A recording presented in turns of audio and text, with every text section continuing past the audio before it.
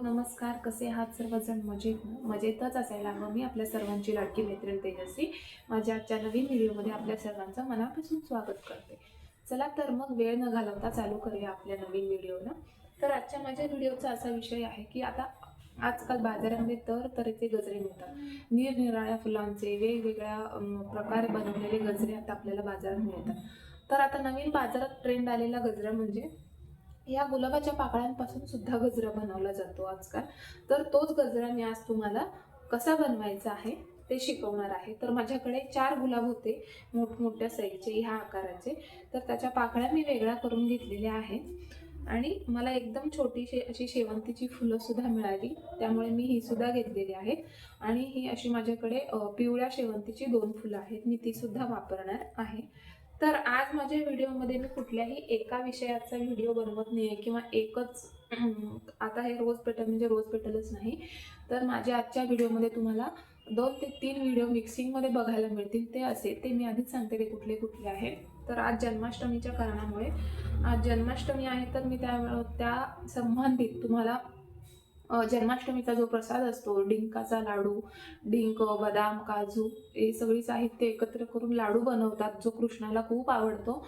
जन्माष्टमीचा प्रसाद कसा बनवणार आहे त्याची रेसिपी सुद्धा मी तुमच्यासोबत शेअर करणार आहे. तसेच मी संध्याकाळी जे काही गोकुळ बनवणार आहे मातीचं, तर ते सुद्धा कसं बनवायचं, त्याच्यामध्ये काय काय असतं, गोकुळाची पूजा कशी करतात ते सुद्धा दाखवणार आहे. आणि संध्याकाळचा माझा मेकअपचा व्हिडिओ म्हणजे माझा आजचा लुक कसा असणार आहे हे सुद्धा मी तुमच्यासोबत शेअर करणार आहे. तर माझा आजचा व्हिडिओ संपूर्णपणे बघायला अजिबात विसरायचं नाही. एकदम सुरुवातीपासून शेवटपर्यंत माझा व्हिडिओ तुम्ही नक्की बघा. तुम्हाला जर माझा व्हिडिओ आवडला तर मला कमेंट बॉक्समध्ये कमेंट करून नक्की सांगा. चला तर मग चालू करूया आपल्या या रोज गार्लँडला. कसं स्टार्ट करायचं आणि कसं बनवायचं ते मी तुम्हाला शिकवते. तर असं मी एवढं लांब असा दोरा आणि सुई, हा दोरा ओवून घेतलाय. इथे अशी गाठ घालायची खाली या पद्धतीने. आणि हे जे काही गुलाबाच्या पाकळ्या आहेत ना, तर त्याला असे फोल्ड्स द्यायचे, 1 ते 2 फोल्ड्स द्यायचं. या पद्धतीनं करून घ्यायचं जेणेकरून ते स्टक होईल सुईमध्ये. जर तुम्हाला या पद्धतीने हवं असेल तर तुम्ही फक्त या पद्धतीने म्हणजे असे सिंगल सिंगल ओवले तरी चालतात. पण मला जाड गजरा खूप आवडतो म्हणून मी हे 3 ते 4 पाकळ्या एका सेशनमध्ये मी अशा ओवून घेणार आहे. कसं दिसेल ते तुम्हाला दाखवते मी. आजकाल बाजारामध्ये एवढे तऱ्हेचे गजरे मिळतात, तऱ्हेचे गार्लँड्स मिळतात ना, तर मला तर फुलं खूप आवडतात. म्हणजे मी अगदी थोडी सुकलेली फुलं सुद्धा मी घालते. मला गजरे, फुलं यांचा खूप क्रेज आहे. तर या पद्धतीनं मी ओवून घेतलेलं आहे. आता हे तुम्हाला दाखवते मी कसं ओवून घेतलंय या पद्धतीने. आता मला जाड गजरा खूप आवडतो म्हणून मी या पद्धतीने ओवून घेतलेला आहे. ॲक्च्युली माझ्या ड्रेसचा कलर आणि या पेटल्सचा कलर मॅच होतो, त्याच्यामुळे मी खूप आनंदात आहे की माझ्या ड्रेसला मॅचिंग असं हे रोज पेटलचा गजरा होणार आहे. आता याच पद्धतीने मी उरलेल्या पाकळ्या सुद्धा इथे ओवून घेणार आहे. आणि त्यामध्ये शेवंतीची फुलं आणि जी मी तुम्हाला पिवळ्या शेवंतीची ही फुलं दाखवली ती सुद्धा मी ह्याच्यामध्ये घालणार आहे. तर ती कशा पद्धतीने घालते हे मी तुम्हाला दाखवते.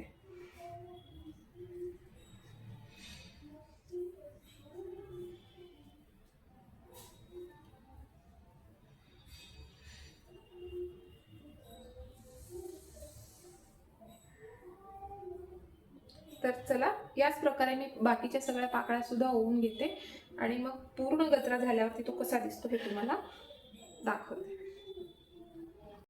तर या पद्धतीने मी माझा रोजचा जो गार्लँड होता, पेटल्सचा गार्लँड, रोज पेटल्सचा गार्लँड, तो पूर्ण झालाय माझा. तर दाखवते मी तुम्हाला आता तो किती मोठा झालेला आहे गार्लँड. खूप छान झालं. मला तर आत्तापासूनच खूप त्याला घालावंसं वाटतंय. एक असा छानपैकी बन बनवून त्याच्यामध्ये हा गार्लँड लावावाची इच्छा होती माझी. तर मी तुम्हाला दाखवते तर कशा पद्धतीनं मी तो बनवलाय आणि कसा झालाय. हे बघा, हा असा गार्लँड बनवून रेडी आहे. तुम्ही केसाचा जर हेअर बन केला असेल तर त्यावरती ही हेअरस्टाईल किंवा हा बन खूप सूट करतो आणि खूप सुंदर दिसतो. तर या पद्धतीनं मी यामध्ये 2 पिवळ्या शेवंतीची फुलं घातलीत, कारण मला शेवंतीची फुलं खूप आवडतात, त्यामुळे मी घातलीत. जर तुम्हाला नको असतील तर पूर्ण रोज गार्लँडच हवा असेल रोज पेटलचा, तर तुम्ही फक्त रोज पेटलचा गार्लँड सुद्धा असा बनवू शकता. हे 2 फुलं स्किप करून बनवू शकता. तर तुम्ही बाजारात जसा मिळतो ना रोजचा गार्लँड, त्याच पद्धतीनं तेवढा सुरेख झालेला आहे हा गार्लँड. तुम्ही बघू शकता किती छान झालेला आहे, किती अट्रॅक्टिव्ह आणि किती मोहक दिसतोय आहे. आणि त्याच पद्धतीने ह्याच्यातून येणारा सुगंध तर अगदी मन मोहून टाकणारा आहे. तर या पद्धतीने मी हा गार्लँड बनवलेला आहे. तुम्ही सुद्धा बनवू शकता. अगदी सोपी आहे पद्धत, मी व्हिडिओमध्ये दाखवली आहे तुम्हाला. हॅलो, मी मगाशी सांगितल्या पद्धतीने मी तुमच्याशी जन्माष्टमीचा स्पेशल लाडू या पदार्थाची रेसिपी तुमच्यासोबत शेअर करणार आहे. तर त्यासाठी लागणारे जिन्नस असे आहे: 50 ग्रॅम डिंक, 50 ग्रॅम काजू, 50 ग्रॅम बदाम, 50 ग्रॅम खारीक, 50 ग्रॅम खसखस, 50 ग्रॅम डेसिकेटेड कोकोनट आहे. डेसिकेटेड कोकोनटची पावडर आहे. त्याच पद्धतीने तूप, ऑर्गॅनिक गुळाची पावडर, त्याच पद्धतीने विलायची पावडर आणि जायफळाची पावडर. तर रेसिपीला आपण सुरुवात करूया. सगळ्यात आधी मी इथे गॅसवरती एक कढई ठेवलेली आहे तापायला. तर त्यामध्ये तूप घालून हे सगळे जिन्नस आपल्याला भाजून घ्यायचे आहेत. तर 1 चमचा तूप मी इथं टाकलेलं आहे. आता या तुपामध्ये मी हे सगळे जिन्नस भाजून घेणार आहे. सगळ्यात आधी मी भाजून घेते तो डिंक, कारण डिंक फुलतो भाजला की.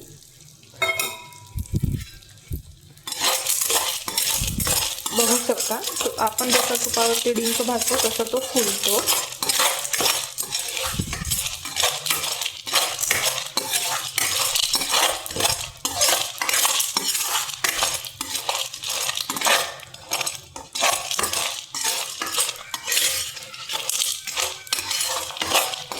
अगदी डिंक छान फुलेपर्यंत भाजून घ्यायचं आहे आपल्याला.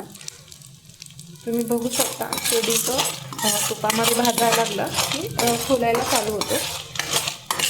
डिंक छान फुलला की मग आपण काजू भाजून घेणार आहे.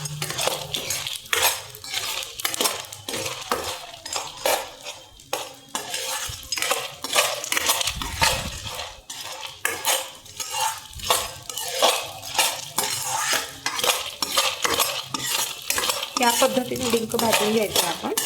तर मी थोडंसं कॅमेरा ॲडजस्ट करते म्हणजे मला तुम्हाला पूर्ण रेसिपी दाखवणं शक्य होईल. तर या पद्धतीने मी डिंक भाजते. डिंक फुलायला सुरुवात झाली. डिंक अगदी छान फुलला की मग आपण त्यामध्ये काजू भाजून घेणार आहोत 1 चमचा तूप टाकून. तर तुम्ही बघू शकता की डिंक कसा फुलतोय. अगदी सगळा डिंक फुलला पाहिजे, नाहीतर मग तो कडकडीत राहतो आणि मग लाडवामध्ये त्याचा स्वाद चांगला नाही लागत. म्हणून मी अगदी छान भाजून घेते डिंक फुलून येईपर्यंत. या पद्धतीने तर हे लाडू पौष्टिक मानले जातात, कारण यामध्ये सगळ्या ड्रायफ्रूटचा समावेश आहे. त्याच पद्धतीने तुपाचा समावेश आहे. कोकोनट, या सगळ्या पौष्टिक पदार्थांचा समावेश असल्यामुळे हे लाडू खूप पौष्टिक आहेत. लहान मुलांसाठी एक पौष्टिक लाडवाची रेसिपी म्हणून सुद्धा तुम्ही हे लाडू इतर वेळेला बनवू शकता आणि बनवण्याची पद्धत सुद्धा खूप सोपी आहे. तर तुम्ही बघू शकता की डिंक किती छान फुलून आलाय.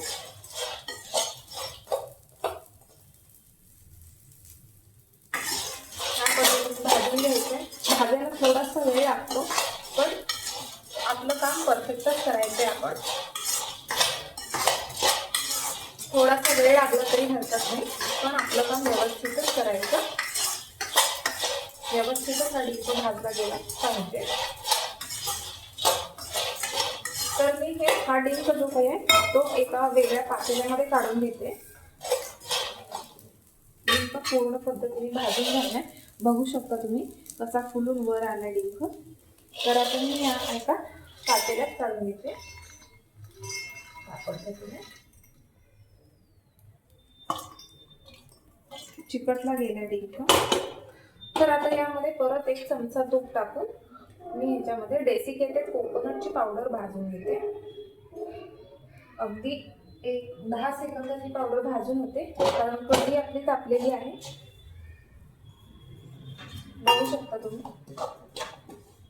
अगदी 5 ते 10 मिनिटात ही पावडर भाजून होते. छान गोल्डन कलर आला ही पावडर डेसिकेटेड कोकोनट आपल्याला एका प्लेटमध्ये काढून घ्यायचे. गोल्डन कलरवर भाजून घ्यायचे. मी मुद्दाम गॅस कमी ठेवलाय, कारण ही गॅस मोठा ठेवला तर कढई जास्त तापते आणि मग आतले पदार्थ करपण्याची जास्त शक्यता असते. म्हणून मी गॅस फ्लेम कमी ठेवते. गॅसची लो फ्लेमवर हे भाजून घेते या पद्धतीने.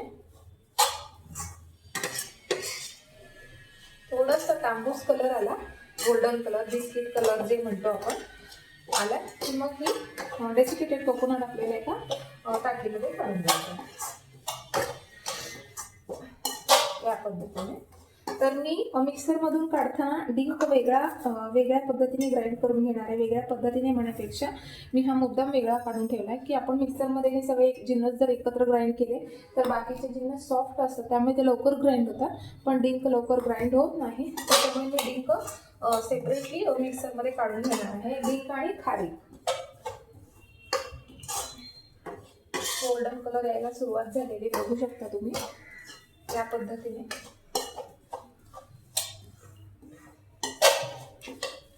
या पद्धतीने गोल्डन कलर यायला सुरुवात झालेली आहे.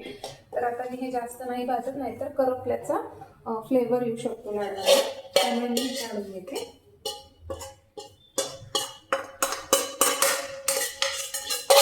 या पद्धतीने काढून घ्यायचं. परत कढईमध्ये 1 चमचा तूप टाकायचं आहे. मी थोडंसं 2 चमचे तूप टाकते, कारण मला खारीक भाजायची आहे. तर आता खारीक भाजून घ्यायची तुपावर छान. आता मी थोडंसं गॅस मीडियम फ्लेमवर ठेवते, कारण खारीक भाजायला जरा वेळ लागतो. तर मी या पद्धतीने मीडियम फ्लेमवरती गॅस ठेवून खारीक भाजून घेते. तर आजच्या व्हिडिओमध्ये तुम्हाला खूप वेगळ्या व्हिडिओज एकत्र करून बघायला मिळतील. मगाशी सांगितल्या पद्धतीप्रमाणे मी तुम्हाला रोजचा गार्लँड कसा बनवायचा तो शिकवला. आता ह्या लाडवाची रेसिपी शेअर करते. आणि संध्याकाळी मी मातीपासून गोकुळ कसं बनवायचं, कारण मी दरवर्षी जन्माष्टमीच्या दिवशी मातीपासून गोकुळ बनवते. गोकुळामध्ये कुठल्या गोष्टी असतात तेही तुमच्यासोबत शेअर करणार आहे मी आज. तर या पद्धतीने खारीक भाजून घ्यायचे. तुम्ही बघू शकता खारीकचा कलर चेंज होतोय थोडा.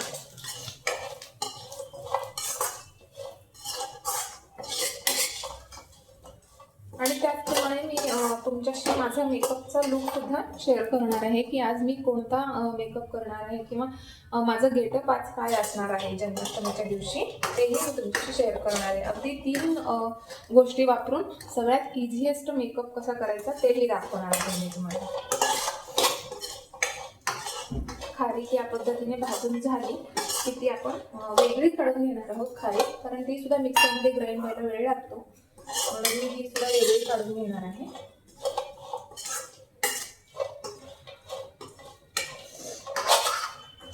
याच पद्धतीने मी बाकीचे उरलेले सगळे जिन्नस भाजून घेते.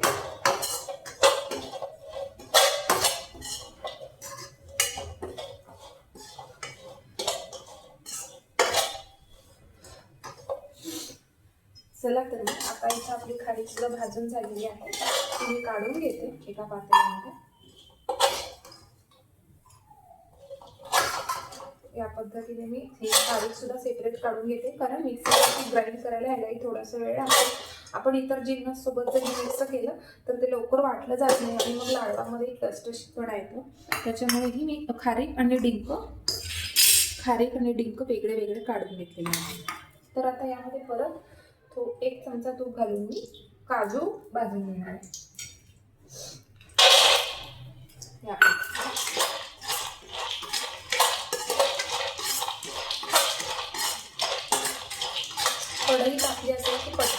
छान होतात बिना.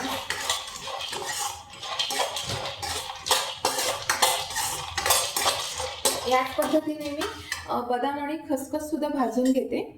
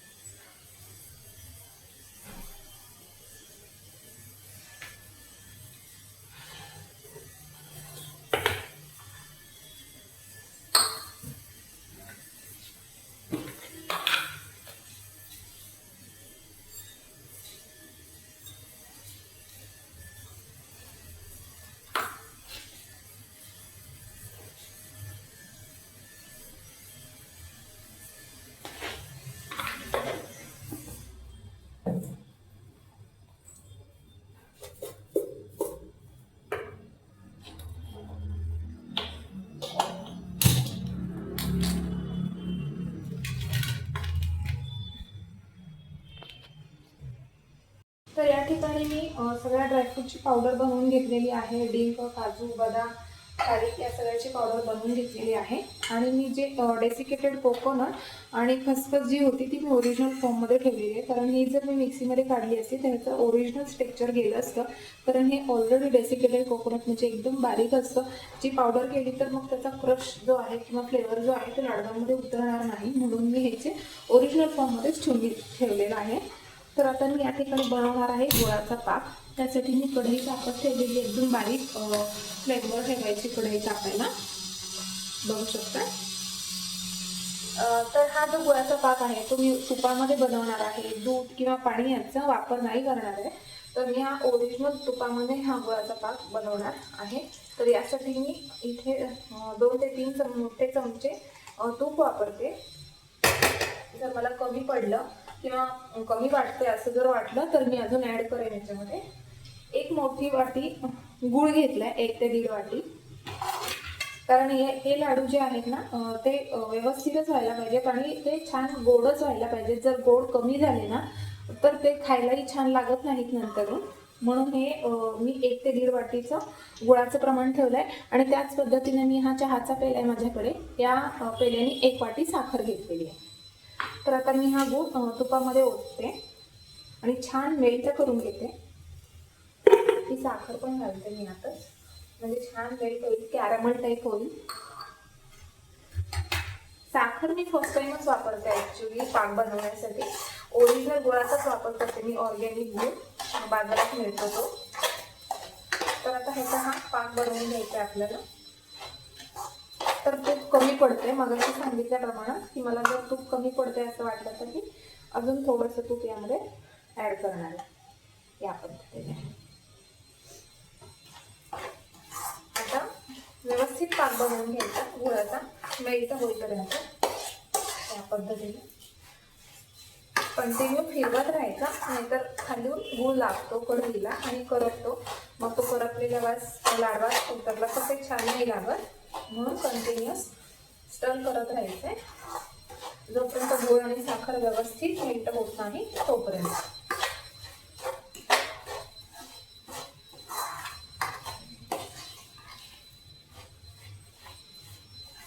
या पद्धतीने मेल्ट करून घ्यायचे आपल्याला साखर आणि गूळ.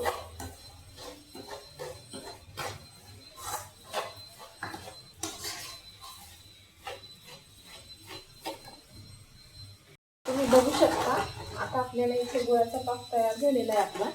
तुम्ही बघू शकता कसा तो छान मेल्ट झाला आहे आणि कलर टेक्स्चर सुद्धा खूप छान आलेला आहे. तर आता आपण गॅस बंद करायचा. असा पाक रेडी झाला की गॅस बंद करायचा. त्यामध्ये आपण टाकायचे थोडीशी विलायची पावडर,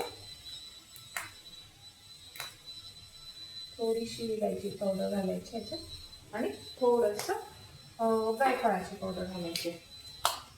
या पद्धतीने आणि परत एकदा छान फिरवून द्यायचं. बघू शकता तुम्ही किती छान कलर आलेला पाकाला. तर आता आपण हे जे काही ड्रायफ्रूटची पावडर बनवली होती ती आता आपण पाकामध्ये मिक्स करून घ्यायची आणि लगोलग लाडू वळायला घ्यायचे. कारण हे लाडू गरम असताना वळले जातात, थंड झाले की हे वळले जात नाही. त्याच्यामुळे आपण सगळी पावडर मिक्स करून लगेचच लाडू वळायला घ्यायचे. तर मी ते सगळं ह्याच्यामध्ये व्यवस्थित घातलेलं आहे. पावडर, ड्रायफ्रूट्सची पावडर, डेसिकेटेड कोकोनट आणि खसखस. या पद्धतीने सगळं घालून एकजीव मिक्स करून घ्यायचं आपल्याला.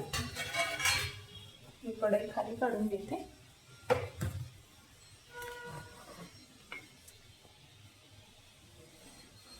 या पद्धतीने हे व्यवस्थित मिक्स करून घ्यायचं आपल्याला गुळाच्या पाकामध्ये सगळे जिन्नस. आणि लगोलग हे गरम असतानाच आपल्याला वळायचे आहे. थंड झाले की वळले जात नाही, आळतं पीठ लवकर येईल. लाडवाचं जे काही आपण बॅटर बनवलेलं आहे ते लगेच आळतं, त्याच्यामुळे गरम गरम असतानाच आपण लाडू वळून घ्यायचे आहेत. आणि जर खूपच घट्ट वाटत असेल तर थोडंसं गरम केलेलं तूप आपण इथे घालू शकतो.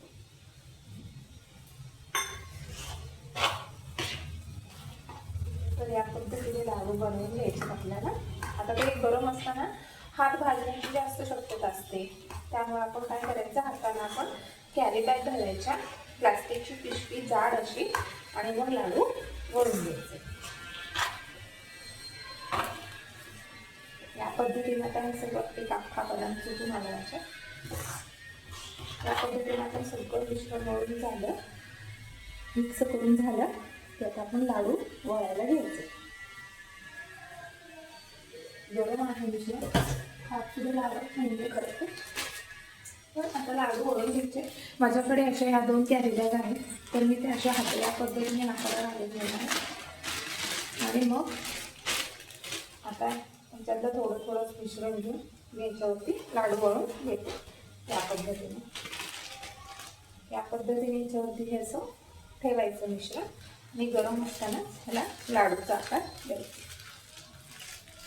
ज्या पद्धतीने मी देते त्याच पद्धतीनं तुम्हाला लाडूची साईज थोडीशी कमी जास्त मोठी किंवा लहान हवी असेल तर तुम्ही ॲडजस्ट करू शकता. बघा, या पद्धतीने आपला असे लाडू होतात, बघू शकता तुम्ही. तर मी आता हे लाडू प्लेटमध्ये ठेवून देते. तर याच पद्धतीने आपण उरलेले सुद्धा लाडू करायचे. आता तुम्हाला प्लास्टिकच्या पिशवीची सवय नाही आहे, पण जर कोणी बिगिनर्स नवीन पहिल्यांदाच जर तुम्ही करत असाल तर तुम्ही हाताला कॅरी बॅग लावून घ्या. मला सवय असल्यामुळे मी पटपट हातानेच करून घेते, मला एवढं गरम नाही वाटत आहे. या पद्धतीने सगळे लाडू आपण वळून घेणार आहोत.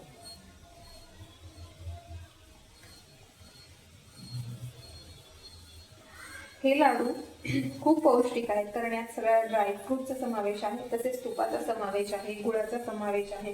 लहान मुलांसाठी अगदी पौष्टिक रेसिपी आहे ही. तुम्ही जन्माष्टमीच नाही तर इतर वेळेला सुद्धा हे लाडू बनवून स्टोअर करू शकता. अगदी महिनाभर छान टिकतात हे लाडू. तुम्ही लहान मुलांना रोज हा एक लाडू दिला तर त्यांच्यामध्ये प्रोटीन्स, फायबर्स या सगळ्या क्वालिटीज त्यांना व्यवस्थित हे पौष्टिक लाडू ठरू शकतात. लहान मुलांसाठी पौष्टिक अशी रेसिपी आहे ही. तर या पद्धतीने मी सगळे लाडू वळून घेते.